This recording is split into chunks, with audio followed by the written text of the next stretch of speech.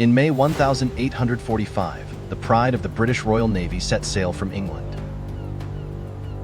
Under the command of Sir John Franklin, their mission was historic. Captain Francis Crozier commanded the second ship, the HMS Terror.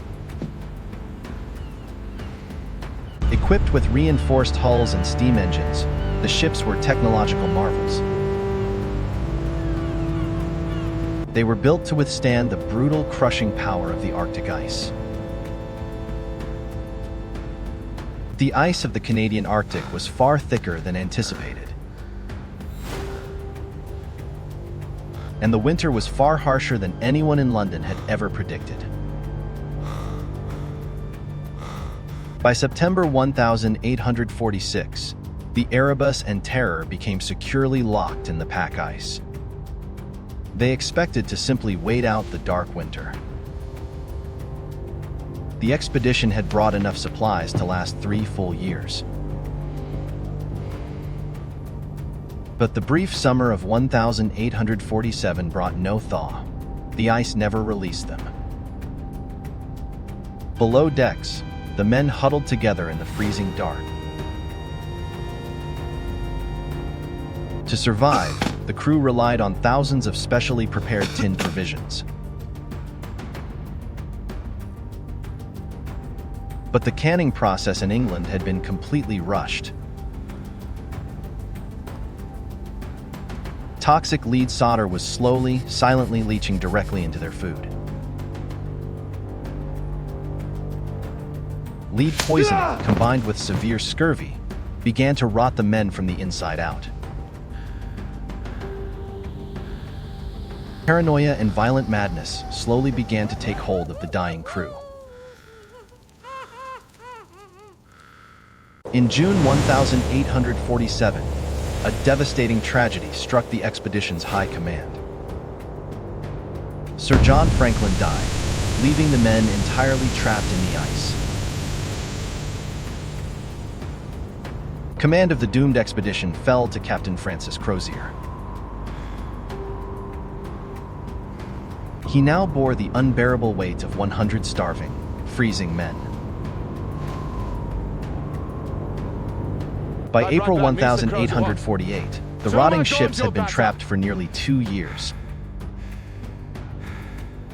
Crozier made a desperate decision. They would abandon the Erebus and Terror. Their only hope was to march directly south across the ice to the mainland. It was a complete death march. They loaded heavy wooden lifeboats with supplies. They dragged the massive boats on heavy wooden sledges across the frozen sea. Each loaded boat weighed over a ton. The men, already dying of scurvy, were forced to pull them over jagged ridges. As the terrible weeks dragged on, the starving men began to drop dead. They perished in their tracks. The freezing cold preserved their bodies. Crozier watched his men perish one by one upon the ice. The immense, terrifying isolation of King William Island offered absolutely no salvation. In their final madness, the men dragged bizarre, entirely useless items. They hauled heavy silver cutlery and heavy books while discarding vital food. None of the 129 men who sailed from England ever returned.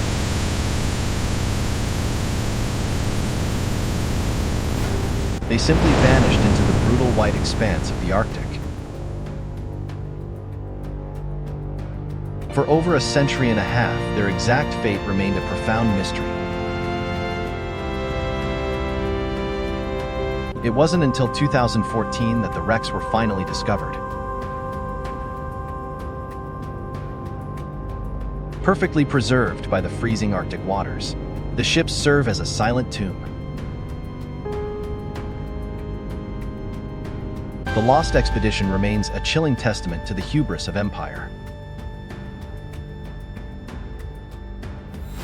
and the unforgiving, lethal power of the Arctic ice.